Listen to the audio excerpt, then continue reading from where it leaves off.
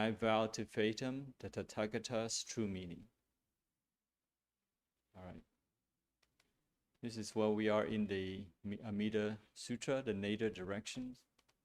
We will now proceed to the upholding the Dharma Buddha. According to Master Ching Kong, this Buddha represents successful cultivation to benefit self and others. And there are multiple steps in order to get to upholding the Buddha. And that will be the focus of today's discussion, is upholding the Dharma.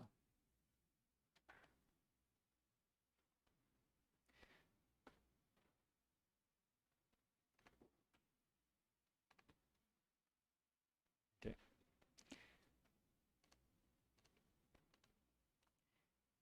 Dharma is important to us because we learn Buddhism, we learn the Dharma, and the goal is to reach enlightenment. Dharma is the bridge that connects us, our mundane being, to sagehood, to Buddhahood. And the more that we study and follow the Dharma, meaning put into practice, the closer that we are to Buddhahood. And Buddhahood is a state of perfection, a state of no dissatisfaction, no suffering.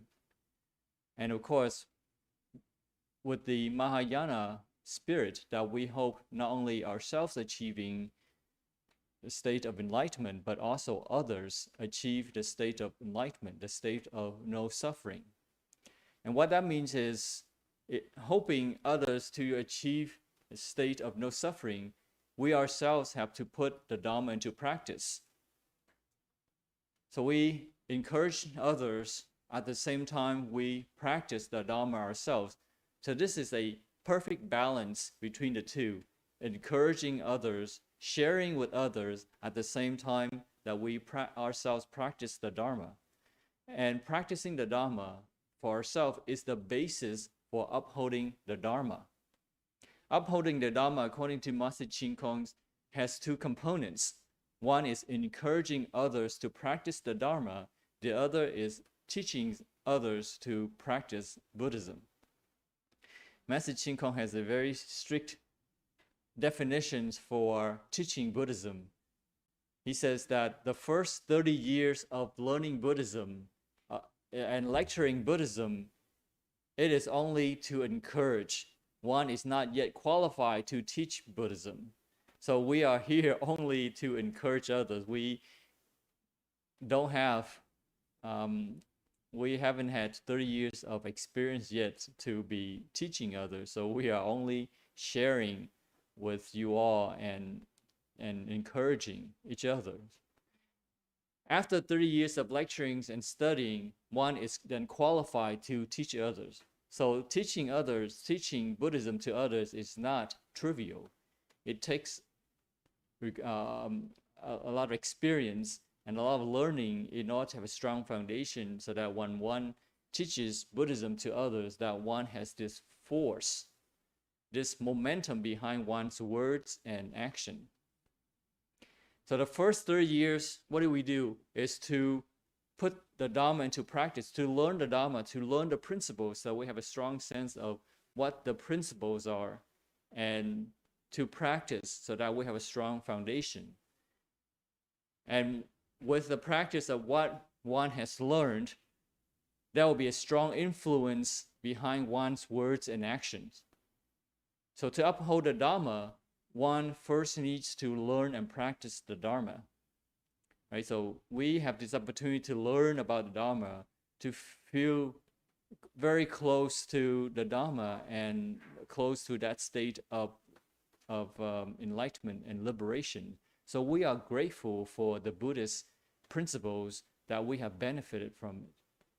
And because they are very precious to us, we need to protect them. There are 4 steps in Buddhism. One is to study the Dharma. That is to learn the principles, to prepare oneself spiritually for the practice. And when we learn Buddhism, we have this strong foundation. And because of our understanding of Buddhism, the principles, that we have a strong sense of directions of the practice and a strong sense of directions for our goal. And that takes us to the second part, which is put the Dharma into practice. So with the strong grasp of the principles, and we see the way leading to our destination, now we have to start walking the path, walking the way towards the destination. Right? We see a destination, you cannot just stop there. You have to continue by starting to walk on the path. What does that mean to walk on the path? What does it mean to cultivate? Mr. Chen's lecture last night, he mentions that it's about changing ourselves. When we put into practice, we have to change our ways of being. We have to change all habits. We have to change our self-centered thinking in order to be more aligned with the Dharma, with the way. In other words, when we cultivate, we have to change our ways. The word in Chinese, 修行, 修, 都很, 都. The word 修 in Chinese is to repair. It means to repair, it means to change something.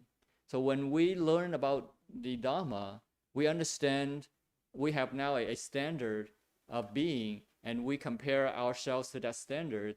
And wherever there are deficits, whenever there are parts of us that do not meet the standard, we have to put forth the effort in changing ourselves. So that is cultivation. In other words, changing our old habits that have not gotten us anywhere near our goal, and changing our self-centered kind of thinking that has harmed us from eons past, right? And when we put the Dharma into practice, it means to practice meditation. It means to practice merit cultivation. And with merit cultivation, we have a strong basis to have peace, to have joy in our lives. When we are peaceful, we are joyful, and we are appreciative of what we have gained, then the next step, the third step, is to propagate the Dharma, to share the Dharma with others. So once our lives are already, we feel fulfilled, we feel happy, we feel blissful, we feel grateful for what we have learned, then we should take on the responsibility upon ourselves to share that joy with others through the sharing of the principles, the Dharma. Right? We just don't have this joy alone, but we wish to share that with others. And we take on the responsibility for ourselves to share what we learn with others. And the fourth step is upholding the Dharma by providing the resources and support for others to learn, to practice, to propagate, and eventually hoping for them to achieve enlightenment. So these are the four basic steps in Buddhism when we encounter Buddhism and we have interest and we want to achieve in Buddhism. Then we have to study, we have to put into practice, and we have to propagate, and we have to uphold the Dharma by providing the opportunities for others, the conveniences for others to achieve their goals.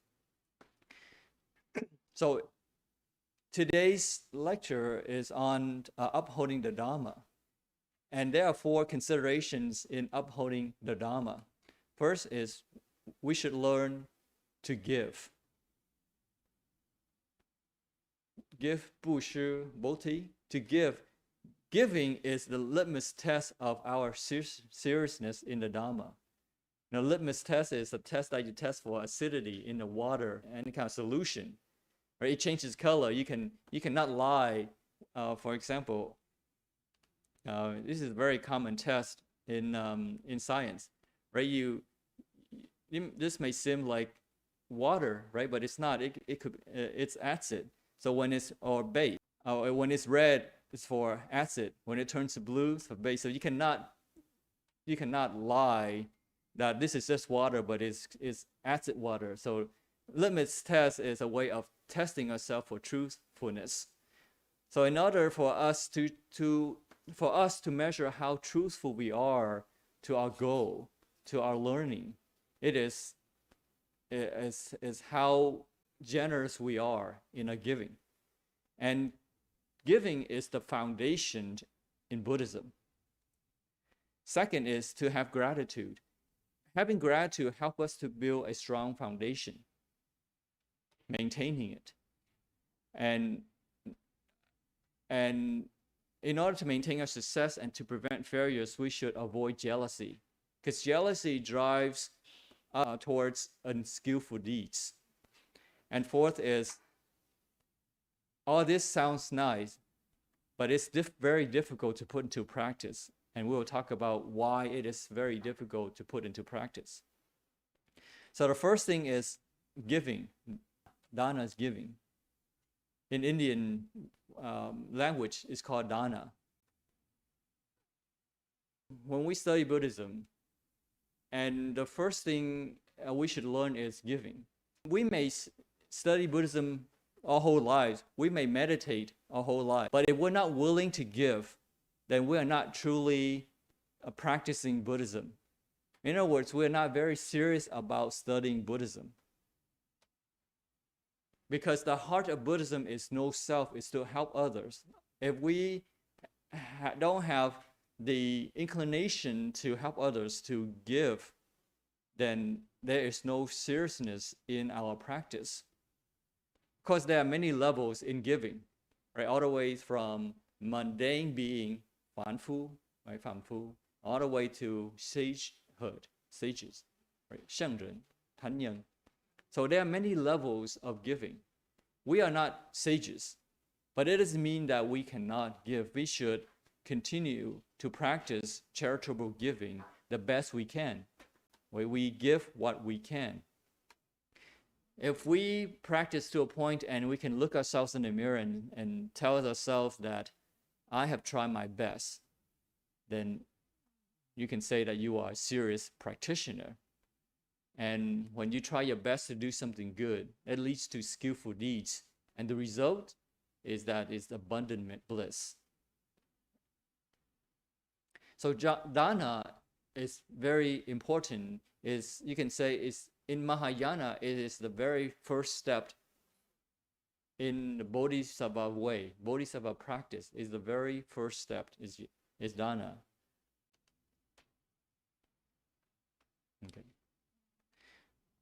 So dana here, according to Shankarasita in his book, The Bodhisattva Ideal, dana giving should be encouraged in the practitioners, and it should be part of a Buddhist life. So dana here is not a question of giving money. It's not giving away things that you have, your possession. And that's what people mostly think about when you say giving is about giving money, but that's not the essence of dana.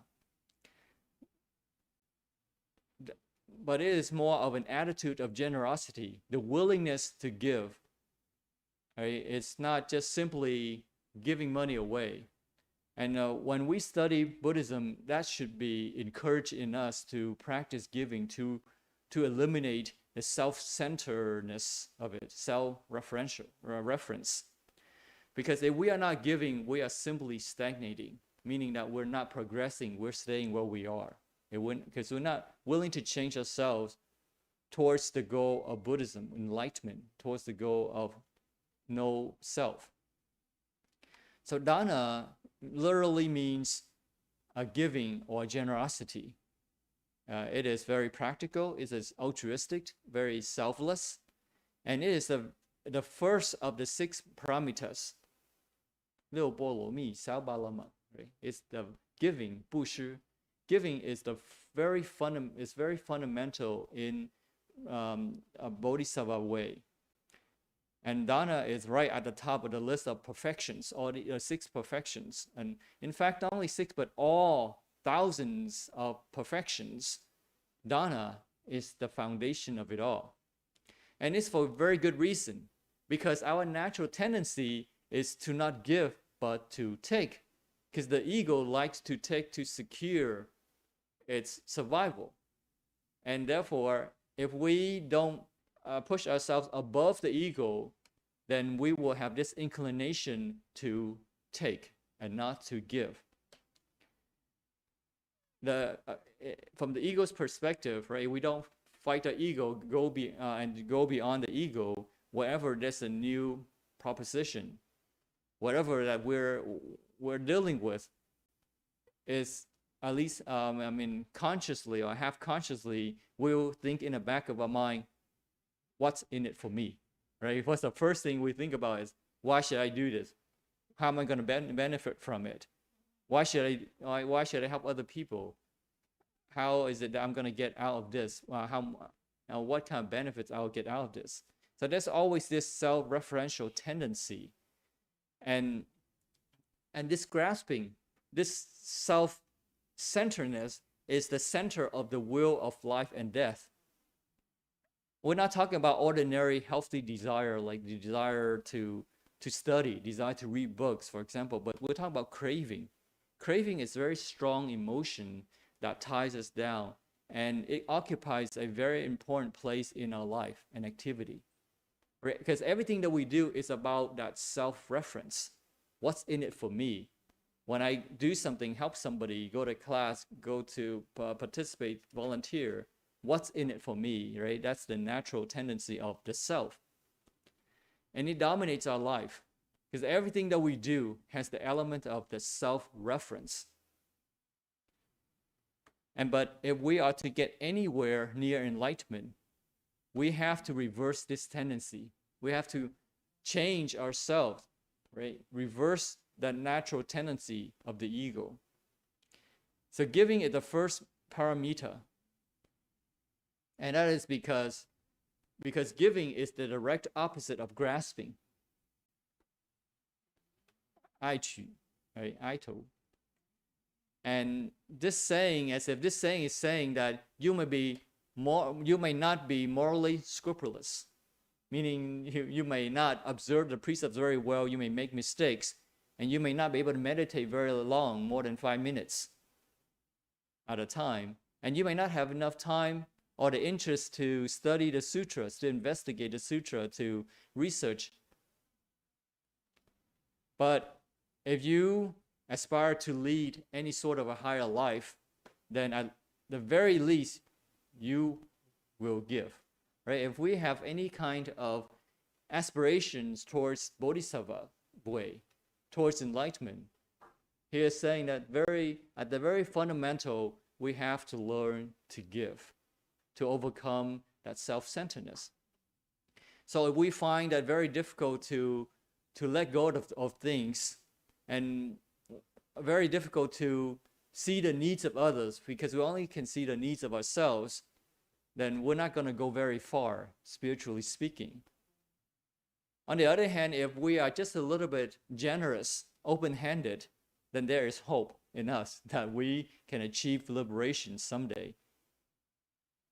So this is the Mahayana perspective, that if we are to achieve any kind of achievement and have any kind of chance of achieving enlightenment, at the very minimum, we should learn about generosity and how to be helpful to others and how to learn to give. And again, this is not just a question of handing over one's possession. It's not just a matter of just giving money away, but it is the attitude of heart and mind of that generosity, and that giving should be part of our life. It should be part of the very fabric of our life. Walt Whitman famously said, "When I give myself." It's very meaningful because it resonates with the Bodhisattva's attitude. The scriptures deals with dana under 4 headings. There are 4 things to consider when we talk about dana, 布施, bodhi. There are 4 things we should keep in mind. One is to whom a gift is given, the recipient, in other words. Second is, what is given? What are we giving to the gift that we are giving to the recipient? And the third consideration is, how is it given? What's the mindset in that giving? And the fourth is, why are we giving a gift to a recipient? Those 4 things. So the first thing is, to whom should a gift be given? Well, in principle, ideally, all beings should be our objects of giving, just like bodhisattvas, right? All sentient beings are the objects of their generosity. And it is important to have this ideal in our mind and try to be aspired to it, even though very few people, including ourselves, may not be able to do that fully. We don't have the capabilities, we don't have the resources, right, to be able to fully to give to everybody.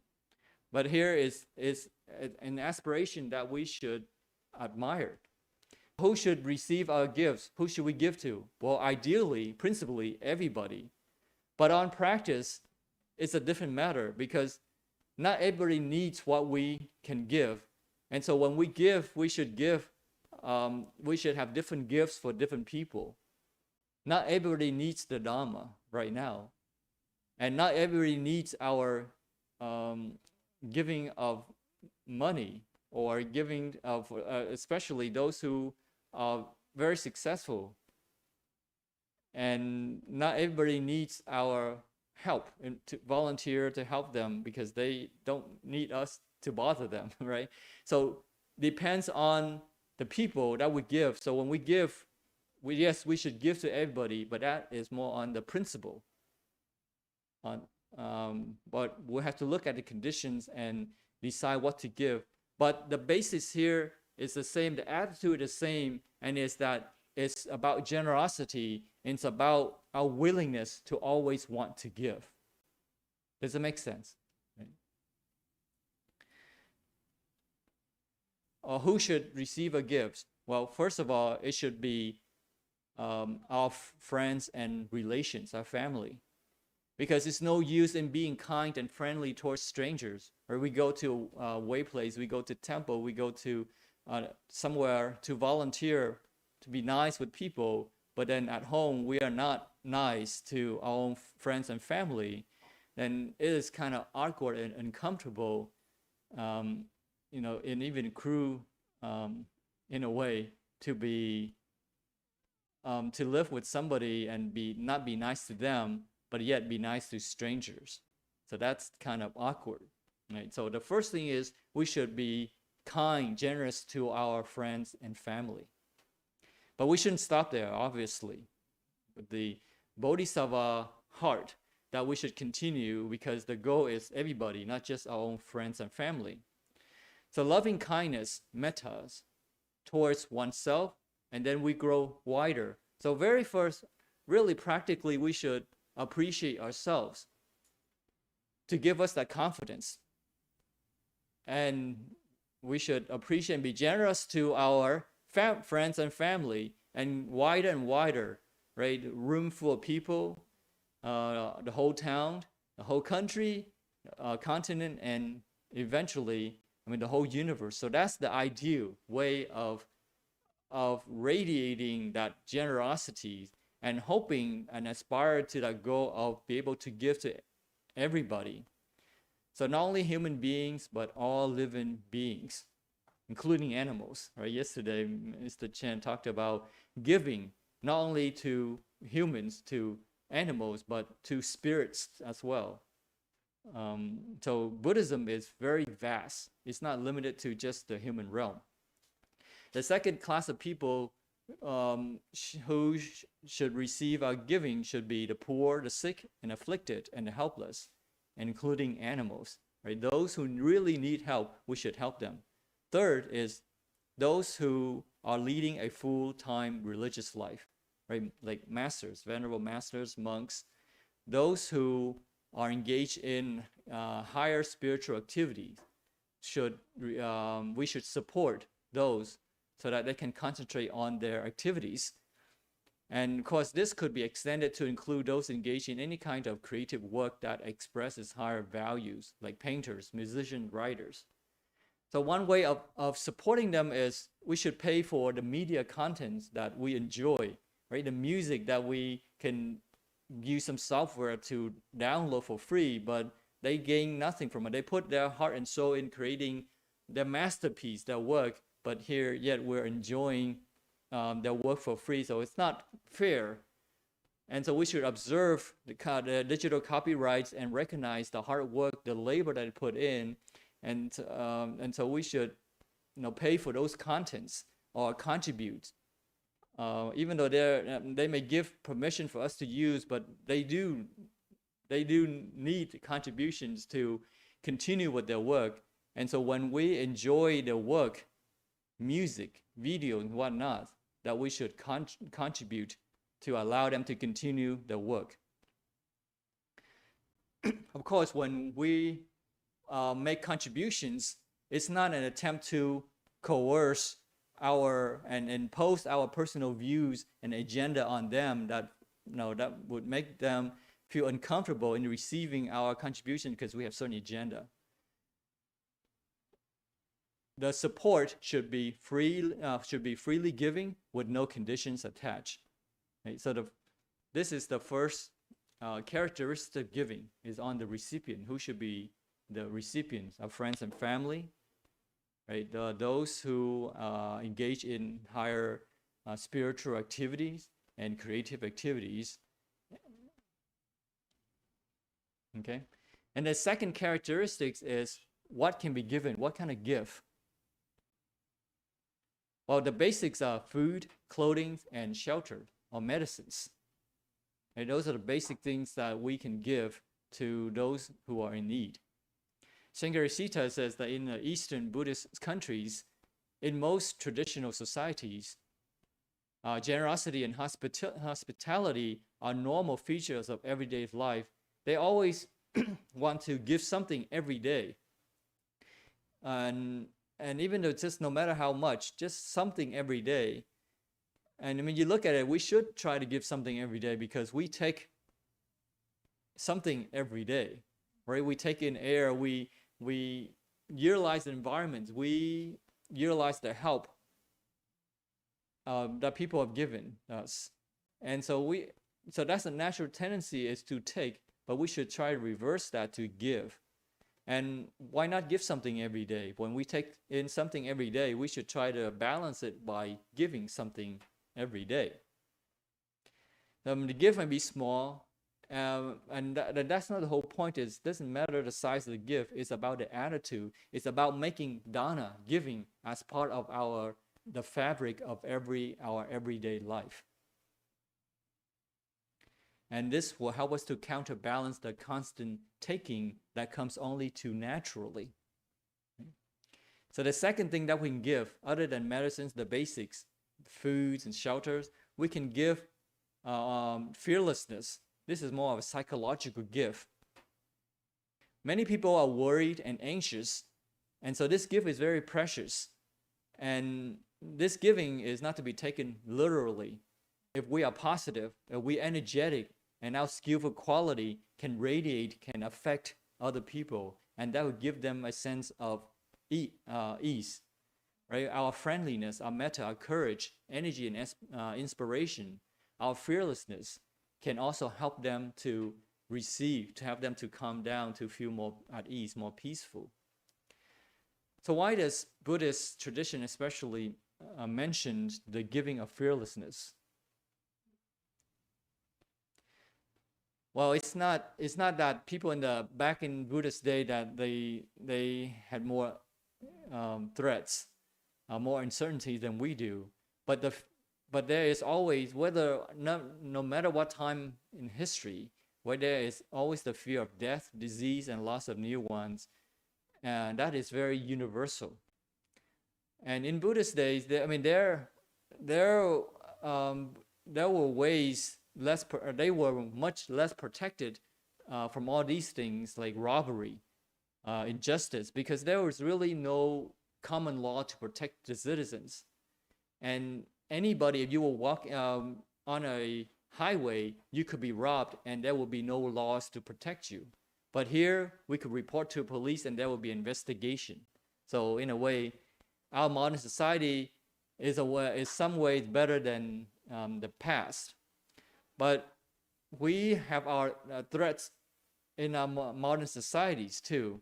in the post-modern era, there is a greater need than ever before for freedom from fear, right? There is fear of what we currently have now, fear of the pandemic, right?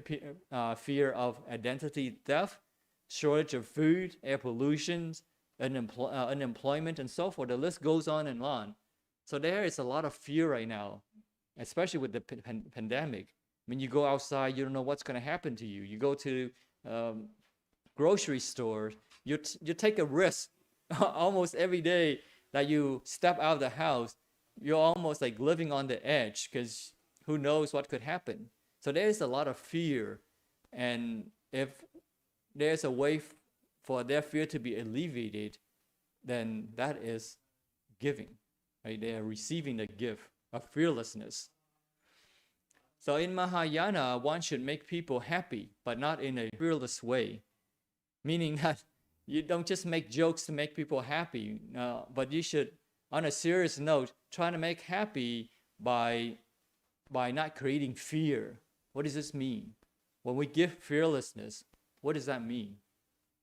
When we are in a position of power, we do not have the desire to control them, to have power over them. But when we practice giving fearlessness, what are we giving? We are giving control of themselves to them. So that is giving of fearlessness, is that they feel more control, more empowered, they have more confidence, and they have more happiness. And because of that we can spread this happiness to wherever that we go. So that's the giving of fearlessness. The third gift that we can give is the gift of education and culture, like art, science, knowledge of all kinds. Because through the arts and sciences, the heart and mind are refined to become more closely attuned to spiritual realities. For example, like supporting arts museum, right? National parks. When you visit an arts museum and you feel delighted, you become closer to spiritual realities, right? When you're in a park and you feel very at ease, you feel elated, you are closer to the spiritual realities. And so those things we should support. And so when we support arts museums, for example, we are giving an environment for others to refine their mind and heart. So that is a very meaningful gift. It's to support our local art museums. The fourth kind of gift is bodhisattvas will give his or her very life. We've seen this in Jataka stories, where, and some stories may seem lurid, melodramatic, or simply weird. For example, in the story of Prince Vasantara, he gave away his wife and children in the pursuit of higher spiritual realities. In our modern society, some people may feel upset, even outraged at the idea that your children, your wife, are your properties. But if you look at it, in our society, we're not. In some way, some people have that kind of thinking. For example, in our society, men and sometimes women have been known to give up their families not for any noble or altruistic reason, but simply in pursuit of their own happiness, right? So it's not that outrageous. But the story of the Prince Vasantara illustrates how bodhisattvas may need to give up even their own lives, their nearest, than the dearest, in order to pursue something noble. And the bodhisattva hero of many Jatakas also makes, on one occasion, that sacrificing his body to a starving tigress so that she could feed her cubs. In this modern society, we're unlikely to find ourselves in those situations, where we don't have to worry about giving up our lives to save somebody from hunger. And so we don't have to worry about that too much. But what this here means is that if we are to take Buddhism seriously, it may require us to make great sacrifices for our ideals. Right? Are we strong enough to stand up for what we believe in? That's what the stories try to illustrate. So in the West, we are very lucky. If we want to study Buddhism or any kind of religion, we want to meditate, we want to practice Dharma, nobody can stop us. We can study whatever we want, and we can do whatever we like. But that is not the case for many parts of the world. And there are parts of the world where if you study something other than what has been, what is allowed in that country, you can be executed, persecuted. So we need to recognize how fortunate we are to have religious freedom, right? So something that is very precious, we should protect. Suppose that you had to make your way out to study something undercover for fear of police catching you or informer, reporting on you. I mean, that could make life miserable. I mean, if you have to meditate in peril of your own life, meaning that it's a risk. It's a risk of your life just to practice, to pursue what you like, your ideal. That is can be very stressful. But what would we do? What would one do? Would you stand up to your ideal? Or you would say, well, I'll be a Buddhist in my next life. It's too much, it's too difficult in this life. So we have to understand what is important to us and the ideals that we should try to preserve and try to protect.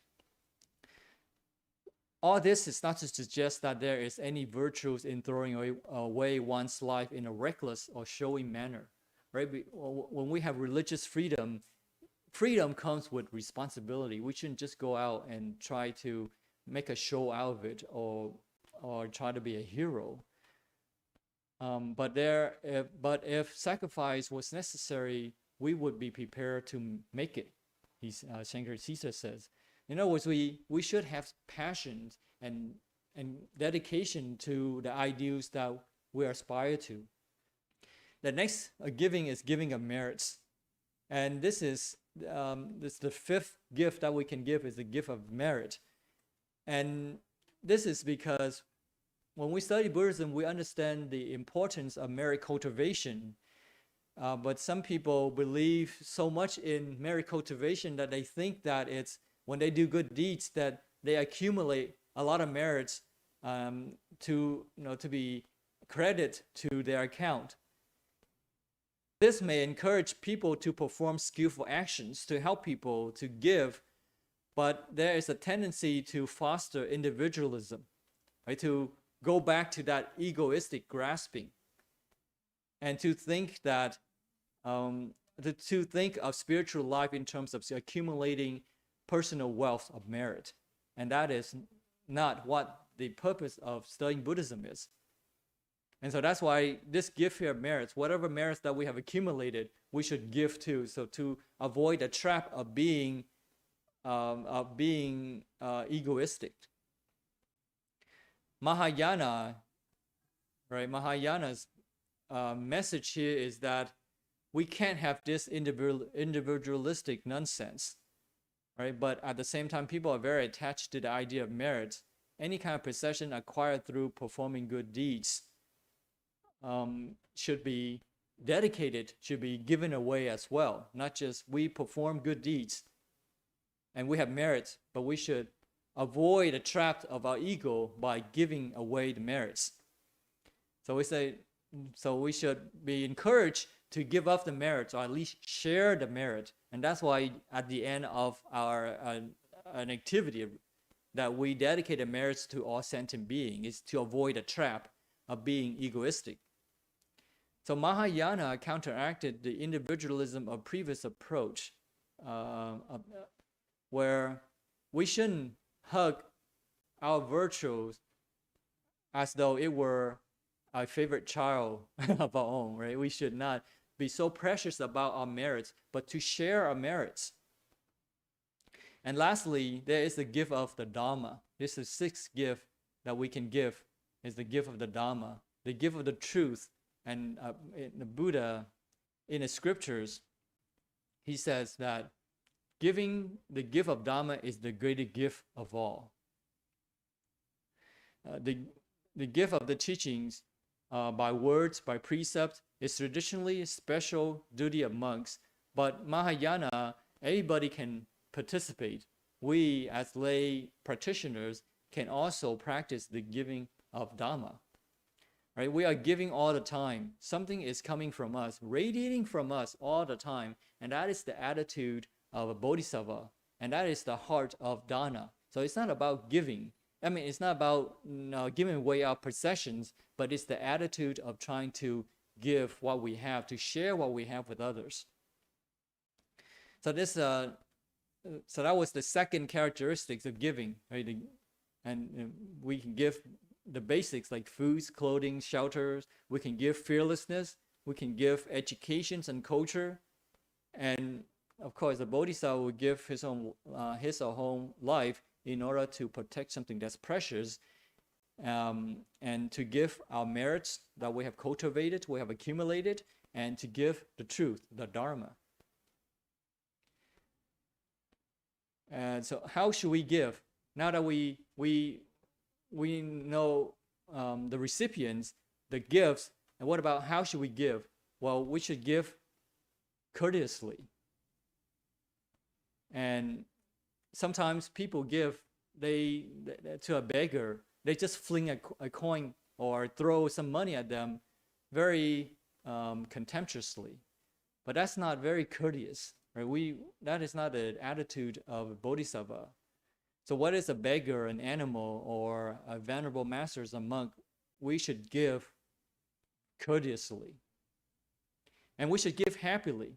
And we should give promptly. Right? Because a person's life may depend upon someone else's prompt generosity. So we should give promptly when needed. And we should give without regrets and not to agonize about it. And more importantly, not to talk about it afterwards, not to boast about our giving afterwards.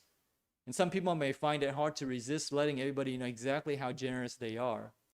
But yet, well, not always exactly. In his book, Shankaracita says that I once remember attending a meeting. And before the meeting, somebody had sent along a small sum of money to the organizations. And during the meeting, that person stood up and said loudly to the organizer, "Hey, did you receive my donation?" Right? By contrast, the spirit of true generosity is very quiet, never drawing attention to itself. Right? We practice the giving in the Mahayana spirit. We should give accordingly, happily, but without boasting about it. Mahayana Sutra says that we should give to our friends and foes alike. Those whom we may not like very much, and those who may even hurt us, but when they are in need, true need of help, we should help them. And we should give everywhere and at all times. Well, no, giving to people according to their real needs and not their apparent needs. For example, we don't give people who need money to gamble. The third characteristic of giving is how to give, right? We give generously, we give happily, we give promptly, and all the times.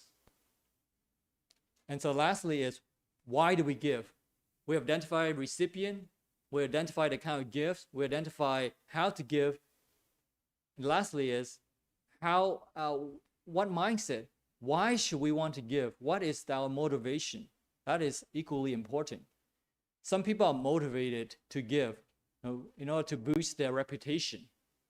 Right? Multi-millionaires subscribing large sums of money for hospitals, and in return, they want to make very clear who donated, right? The big name in front of the hospital. So that's not bodhisattva-like. Other people, they don't want their names to be on in front of a hospital, but they would want their name to be in heaven. They donate in order to laid up treasures in heaven, right?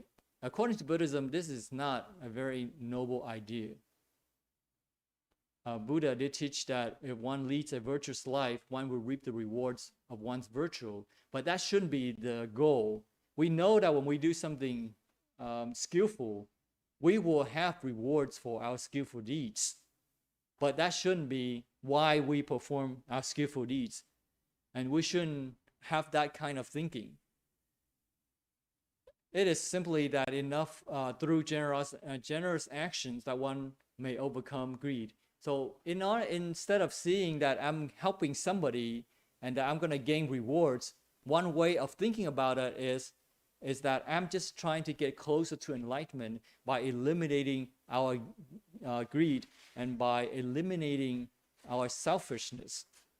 So that is more appropriate than to think that when I do something skillful, that I'm going to reap the returns in returns, the benefits in returns, right? So by giving, we are getting closer to enlightenment, not just for our own sake, but for the sake of all sentient beings. Right? So again, 4 considerations when we give is to whom we're giving, to the recipient, what is given, the kind of gift, food, knowledge, and so forth, fearlessness. And third is how to give. Well, we should give generously, happily, and all the times. And why is it given? It's not because we want to acquire merit karmic rewards, but because we want to eliminate our self-centeredness in order to get closer to enlightenment. So we should check out our motives. Why are we giving? Do we want temporary worldly joy, or do we want to achieve enlightenment and complete liberation from suffering by eliminating selfishness? So those givings, when we give, we should have those 4 considerations. So you can see that giving is very important. Right? In Mahayana, all of the thousands of wonderful, skillful deeds or perfections, they all start with charitable giving of some sort. Right? And dana is important because it's the basis, the foundation of our cultivation. And because money is blood and sweat of people, and it's not very easy to give away, but if we can give $1 away and be happy about it, then we have reduced our selfishness by that amount. So giving is a very important step. And when we can give happily, generously, and again, it's not about the amount, but it's about making giving part of the fabric of our everyday life, then we are on the right path, because we are reducing our selfishness, our centeredness, self-centeredness, and that allows us to get to the goal of no self and unsurpassed compassion. The second is gratitude. Now that we have this foundation, we need to now that we have this strong sense of directions and what to do to build a foundation, we should continue to maintain that foundation, and that is to have gratitude. Yesterday, Mr. Chen says that when we receive something, that is our merit, right? Our hard work, when somebody recognizes us and they want to thank us, we can receive their thanks. But at the same time, we don't cause rise to arrogance, but we should be gratitude that they have given us the opportunity to help. And so when we do that, we are reinvesting, if you will. Like the dividends that you get, like you invest something and you have dividends, you take those dividends and you reinvest, and as a result, you grow more of what you have. So gratitude is like the investing of dividends. So the question is, can there be no real dana giving without gratitude? And is gratitude the basis from which dana is allowed to spring? Sankarasita, in his book, he says, well, gratitude is important. It's an important basis. But it really depends on a person's temperament. Some people give without very non-emotional way. They just give because there's a need, and they don't have any much emotion about it. They just do it, and they are just happy to meet the need without overflowing emotions. They just give, right? But there are other people who will throb and vibrate with emotions, right? They get very emotional about it, and that's fine too. But we shouldn't block our emotion just because we want to stay cool, remain cool. It doesn't mean we should block our emotions. If we're happy, we should express that happiness, gladness. But what he said that what I don't like to say that people ought to feel grateful. That sounds horrible and no doubt will conjure up all sorts of unpleasant memories of, oh, you naughty little boy, you ought to be grateful for all the things you get. Right? We don't want to force ourselves to feel grateful because it could make us feel like we don't deserve. And that could stir up bad memories, perhaps. So it should be natural. We should not force ourselves to feel grateful. If good things come to us, Mr. Chen said, you just enjoy without craving, without grasping, right? Things come up, things go your way, and you're in a good situation. You can enjoy the situation by not causing rise to attachment and greed. Like the story Mr. Chen says, right? King was given a gift of some fruit, and that was his karmic reward. But after he had it, he wanted another one, and he wanted another one. He kept wanting to eventually to a point where he would kill somebody, right? If he did not get one. And so we don't want to be in that point. We don't want to be in a point where things go so smoothly that we become arrogant. And there is no problem with enjoying the fruits that we have cultivated, but we should be grateful, but not forcibly grateful, where now it has this negative impact on our emotions. Okay. Shankar Teacher says the Americans are very good when it comes to giving. He said that when he was in Kalapong, living an austere life, he had very little money because he was in England, and he went to India because of military duty, and he stayed there, and then he decided to come back, but to become a monk. So he had no money, no family. He went around in India to study and with very little money, living a very austere life. He said that he would help American scholars to translate, to procure books, and to procure tangas. Tangas are Tibetan Buddhist paintings on fabric. Right? He would procure those things, and they would always ask, were there any expenses? Did it cost you anything? Can I help you in any way? Just like people who come to an organization and the organizations offer free Dharma books, they ask for books, and in return they make donations to make up for the expenses. So things like that could help is an equal exchange, right? So gratefulness, gratitude helps us to maintain this. We should be grateful every day, just like giving. Generosity. When we generosity, we should have gratitude, generosity as part of our everyday life fabric as well. We can be grateful for the waters we use, the rain, right, the sunshine, the good friends as well as bad friends who criticize us. We can be grateful for our foes and enemies as well as our friends, our teachers, those who support us emotionally, financially, and spiritually.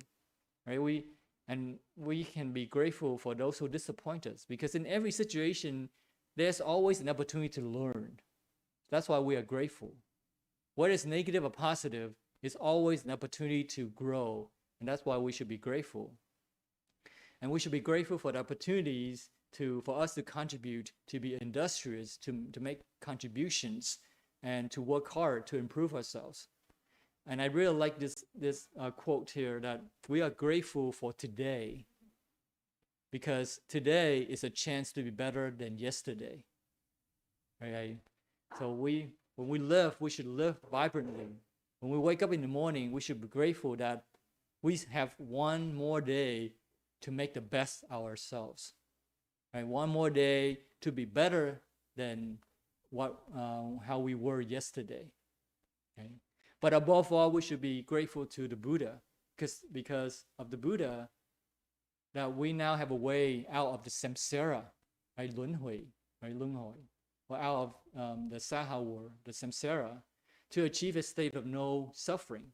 Because the Buddha has shown the light in this world by showing a way to get to enlightenment.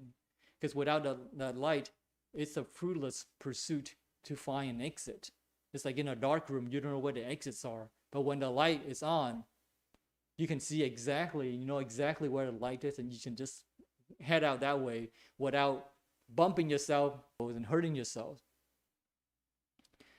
So when we live in samsara without light, it's just like that. We go up to the heavens, we go down, and we don't know where we are.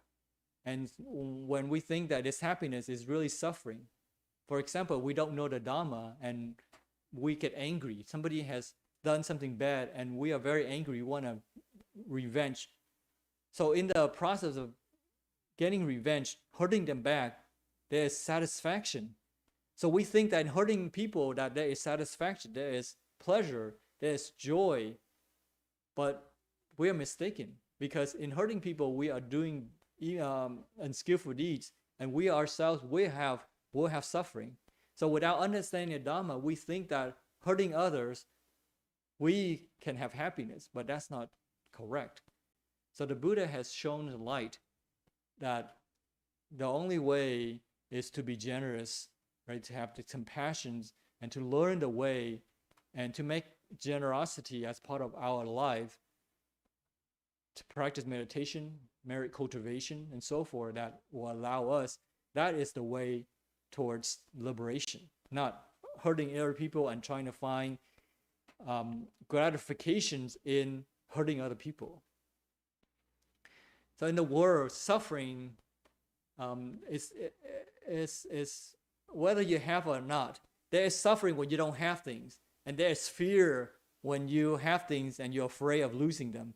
So either way, there is no tranquility. There is no peace, if you will. But in Buddhism, that joy comes from following the path of morality, right? The path of meditation, the path of wisdom. And that's where we get joy. But in the world, you get joy by winning over other people, right? By defeating other people. But in Buddhism, you get joy from following the path of morality, 持戒, right? Precepts, and practicing meditation, meditative bliss, and wisdom by seeing things very clearly and not be foolish and face suffering at the end. So when we have that happiness, of course, we should not settle for that, but we should continue. We should not just settle for what we have achieved, and the progress that we made, but could we continue to strive towards that perfection of selflessness? We cultivate reverence for the Buddha, right? We have this gratitude for the Buddha, and so we have reverence, respect for the Buddhas, and we should make giving, generosity as part of our fabric of life, and we become more charitable to those in need, more charitable to our friends and family, not just strangers. So we should bring more benefits of Buddhism to others. When we ourselves already have benefits, we should take on the responsibility of sharing the benefits with other people, empower them with the Dharma, right? And so that they do not have the peer pressure to give in, to indulge themselves in mundane joy of this world. But we hope that we, as well as they are, will be motivated and courageous enough in searching for transcendental bliss and not just mundane worldly bliss, and that they too will be successful and to avoid failures, right? So that's the hope, is to avoid failures, because you accumulate a lot, but then yet you don't know how to keep it, and that's really a disaster, right? You make a lot of money, but you don't know how to keep your money, so that's really a waste. So that to avoid failure is very important. And of course, in order to maintain a success and avoid failures and avoid skillful deeds, we should avoid jealousy. in his book, Sangha Teacher says that this is very strange to bodhisattvas to have this jealousy. And so some people, they are even a bit annoyed with others because of the good things that they do. So to a bodhisattva, that is very strange, because how to the bodhisattva to save all sentient beings, but then yet you go and you get angry, you get you're jealous with their success. He says that it is quite a common attitude, especially with those so-called religious people. You say that you want to help others tread the spiritual path, but sometimes if they get on too well on the spiritual path without you, you're not too very happy about it, right? Or you start even envying them, envying their success. So to bodhisattva, this is very strange. So so in order to deal with this, is there an antidote? How do we deal with jealousy? Well, he says that we can practice of rejoicing merits, reflecting on the good deeds they have done. And that rejoicing is going to help you too, help us too. When we rejoice in others, we have this positive feeling. So this rejoicing merits is very pleasant, very positive. Why wouldn't you want to enjoy, right? Rejoice in the merits. Why would we want to afflict ourselves by being jealous and envious of other people? And do we really want to afflict ourselves this way? Right? And why don't we want to be positive? By rejoicing in other people's success, it's very positive. And see, he said it's rather strange, but perhaps one can stir oneself up to overcome jealousy and envy by giving the argument a more selfish twist, saying that if people are doing well, they get on well, that may help me in the long run because there are fewer people that I have to help. And if they're getting on well, and some of it may rub off on me, that I may benefit from it too.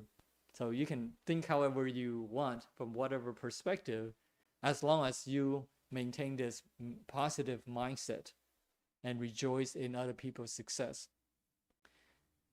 And it's very difficult to overcome jealousy because other people's success, especially when other people's success interferes with our positions, our benefits. And that's why it's difficult to overcome jealousy. But if we don't overcome jealousy, it will lead us to unskillful deeds. For example, with jealousy, a person may slander other party to discredit them, right? To make them fall from their top so that they can gain. So when we criticize like a venerable master, for example, and his followers will start to have doubts. Whether it's true or not, the followers will now have some reservations in the practice. If somebody were to criticize Buddhism in general, our faith could be shaken. Right before we were 100% dedicated, now after listening to them, we have some reservation, and so we're now less than 100%. In fact, maybe 0%. And so the problem with criticism is that if we listen to them and we believe them, it could shake our faith. We may continue to study Buddhism, but there is no faith. There is doubt. And as long as there is doubt, any chance of success for liberation in this lifetime is out of the question, because there is doubt. So jealousy is very harmful, and we should have this perseverance to overcome our doubts, and not to be so easily be convinced and cauterize that doubt, to overcome doubts. And we can do that by cultivating merits and reducing egoism, because without merits, like Mr. Chen last night in his lecture said, right, without a person with merits, very easy to digest what he or she studies. In other words, without merits, it's very difficult to understand what is it that our gurus, 善知识, 停机thức, our spiritual friends are trying to share with us, because we don't have merits to accept. So without merits, we will not have support. We don't have spiritual friends around us, and we don't have favorable environments to progress. So, but it doesn't mean that we should wait for favorable environments in order to make progress. We can continue to make progress, right? To continue to cultivate merits in order to overcome doubts, to overcome those criticisms that are not true, that are harmful. So with merits, we have this self-confidence. We can see through the criticisms that somebody is trying to bring somebody down, and it has nothing to do with what we're studying, what we're trying to pursue. And we can see through the criticisms by understanding what is beneficial and we can use to improve ourselves, and what is harmful that we can reject in order to influence, to avoid influencing ourselves.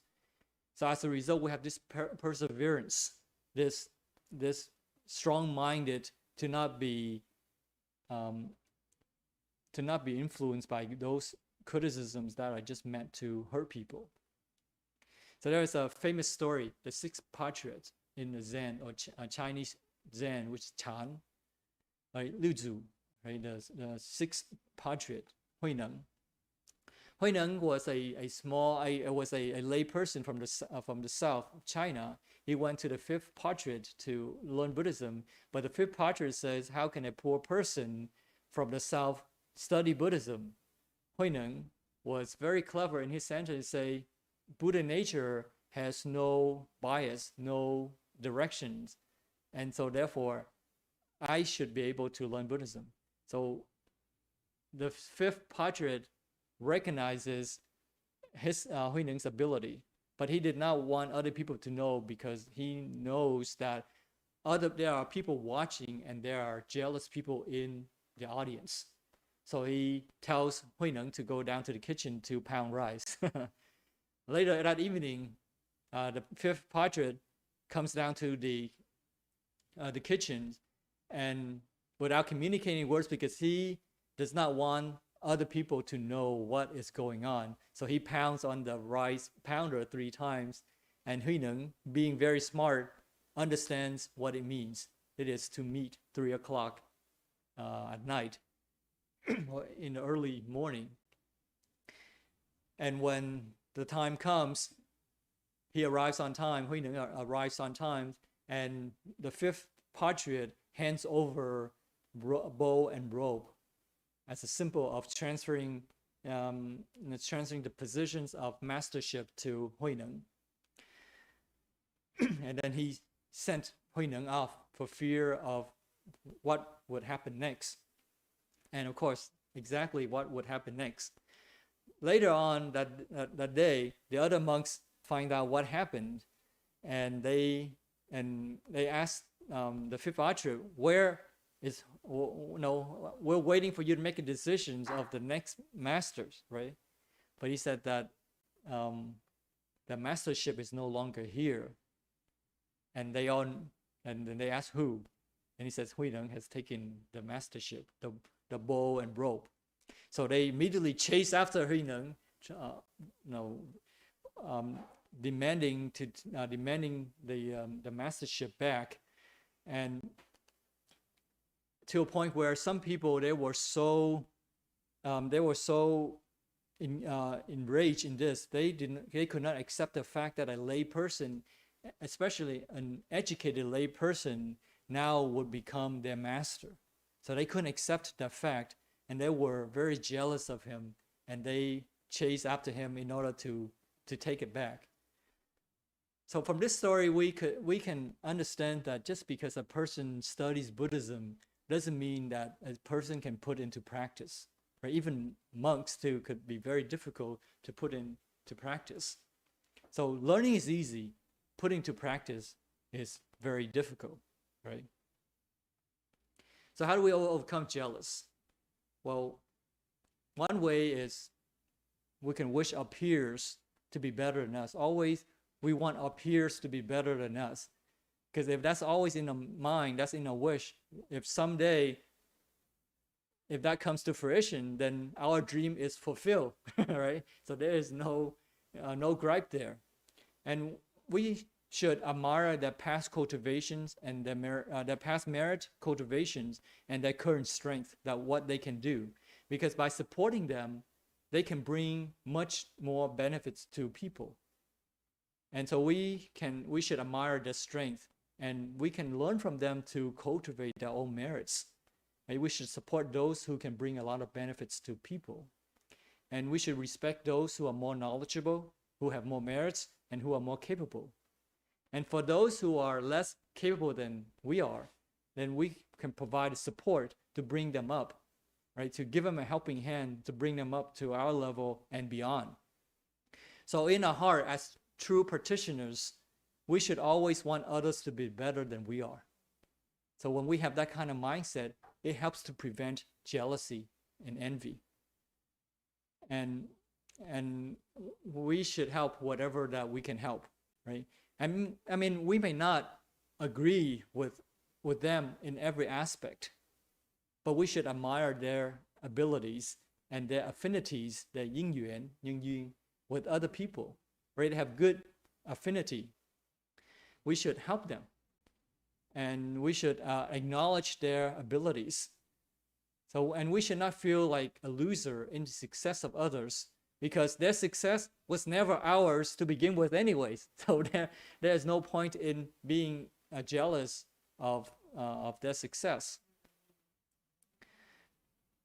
And when we understand the conditions and the reason why they're successful, then we will feel more at ease, more liberated, and more willing to support. So lastly, the last part is, why is it that study is easy but practice is hard? Studying is easy because all you have to do is, it requires time. You can read a book all day and learn all day, go to class all day, and it doesn't really require much. But practice is more difficult because it now requires you to take action. It forces you to change your way.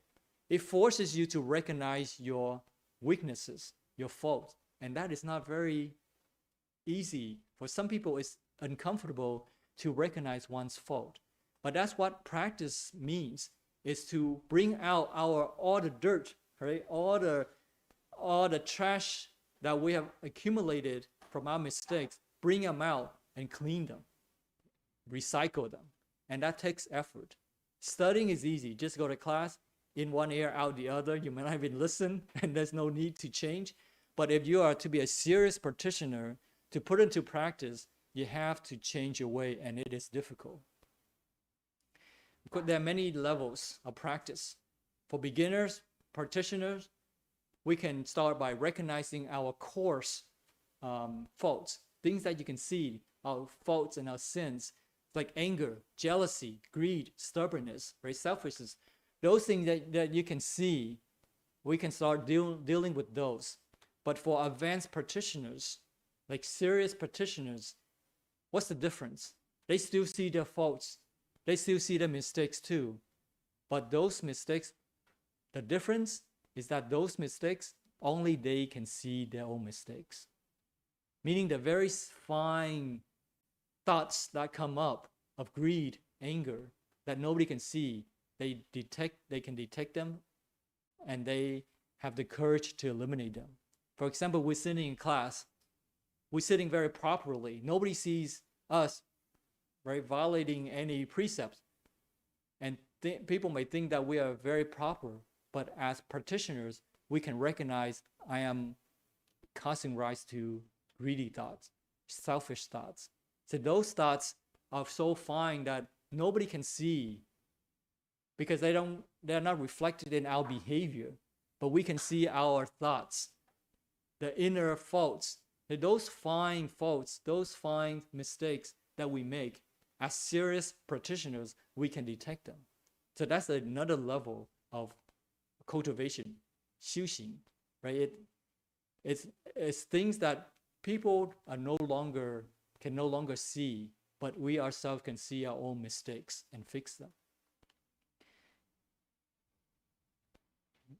at another high level, bodhisattvas, they cannot, not only can they see their own mistakes, but they can see the mistakes that they did thousands and thousands of years ago, millions of years ago, right? And the mistakes that down in the subconscious level that we don't even aware, right? When we cause rise to something, for us, we don't even aware that we are causing rise to the unskillful thoughts that will bind us. For bodhisattvas, they can detect down at the subconscious level, and so that requires another level of cultivation. Okay. So in other words, we should put whatever we learned into practice, because we need to sync ourselves. The words that we say should coincide with our thinking, our being. Right?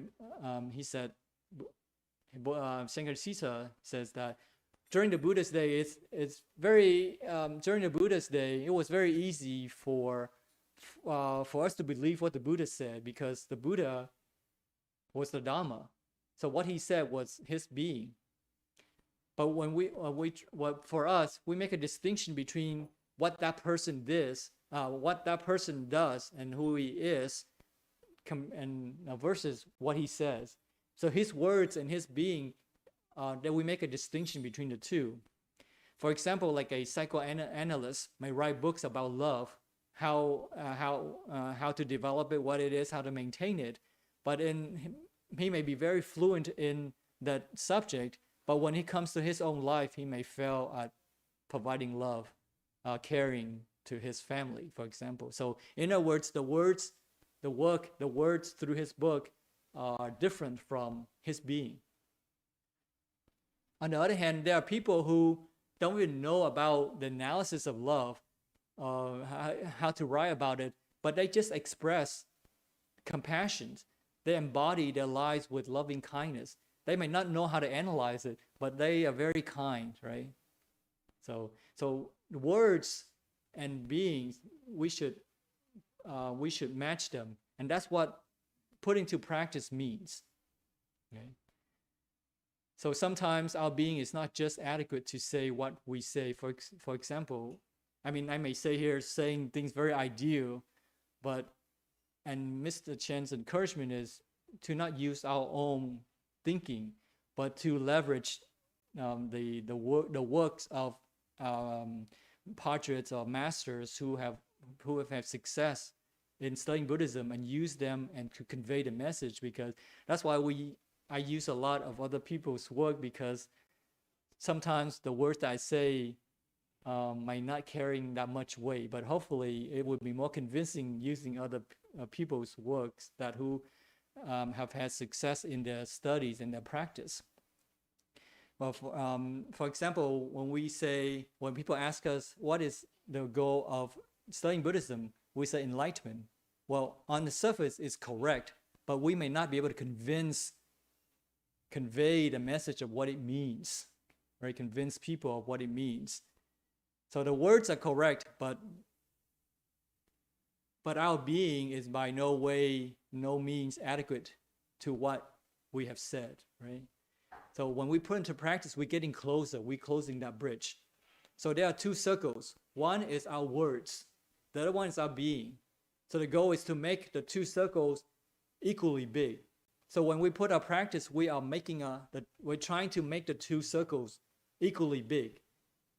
When we force ourselves to change ourselves, to eliminate our selfishness, and to really go through that struggle, we are trying to match the words that we're saying, right? So let's summarize here. So upholding the Dharma Buddha teaches us the 4 steps: studying the Buddhism, practicing Buddhism, propagating Buddhism, and upholding Buddhism. Right? Study is when we're well versed in Buddhist Dharma and principles. That's through studying. Practice is to recognize our mistakes, correct our mistakes, and to continue with and be courageous in merit cultivations, because from that we have experience and we have wisdom. And when we have experience and wisdom, we can now propagate, we can encourage, we can share the benefits of Buddhism with others. And the next level is to uphold 护持佛法, right? 护持佛法, uphold Buddhism by providing the necessary support and resources so that others will be successful. So study is easy, practice is difficult. Shankara Sisa says that it's very easy to give verbally, right? In Buddhism, the first step in Buddhism is to give. And it's very easy to say, yeah, I'm going to give, I want to practice giving. But when it comes down to concrete things, substantial things, you can very often see what a person's real attitude is, right? You can certainly see whether or not he is prepared to give money. That's why in Tantra, which is Mizong, right, Makdong, in Tibetan Buddhism, they always insist on offering in gold or hard cash when you go for initiation. And the reason is very clear. If you really care about the initiation, you'll be prepared to pay. But this is not in terms of, it's not about money. He said he was very surprised the first time that you go for initiation and people ask for money. And during his first tantric initiations, he was very surprised about that. But it isn't really a payment, but an offering of something as solid and substantial. So when we go for initiations, like gui, right, for refuge, gui, and we make offerings. So that's a sign that it's not about money, but a sign that we're willing to trade that ideal. We're willing to give up something that we have substantial for something that's ideal, right? And traditions calls for quite severe examinations, right? When they say, give whatever you think is appropriate. And then you think, does that mean 50 rupees, $50, or $100, or $500, or can I even afford it? give as appropriate. So that's a very good measurement, a good indication of, do we value what we have more than our ideal, right? So it's very easy to say, oh yeah, I'll give you my support, and I'll be there, yes, and I'm with you. But when it comes to something solid and substantial, like your own time, your physical energy, or your money, then it really tells whether we really are there to, how serious are we in terms of learning the Dharma and attaining enlightenment. So that is a very good indicator, right? So again, one last thought to wrap this up. The Bodhisattva deploys his body for the benefits of all, but it doesn't mean that he will throw it aside and leave it there for anybody to do whatever they like with it. Right? When we give, we should give responsibly, generously, happily, and all the times, and promptly, right?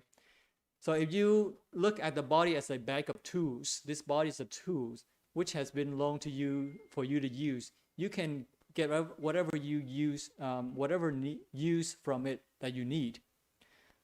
You don't leave your tools lying about for children to play with and spoil or even hurt themselves with.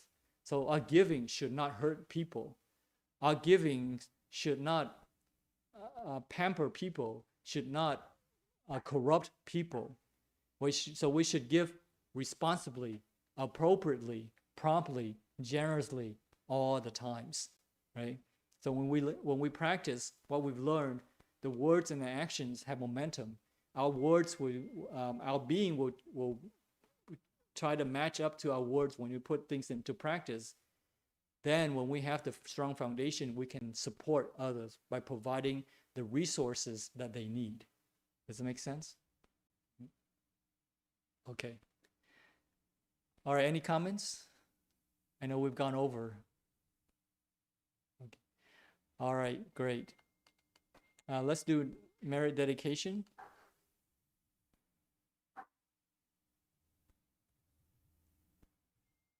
If you could please join your palms. Together we recite, may the merits and virtues accrue today adorn the Buddha Pure Lands, repay 4 types of kindness above, and aid those suffering in the paths below. May those who see and hear of this bring forth the resolve for the Bodhi-mind. When this retribution body is complete, together we shall meet in the land of ultimate bliss. If you could please rise, we bow to the Buddha 3 times to show our respect. First bow, second bow, and third bow. Amida Society.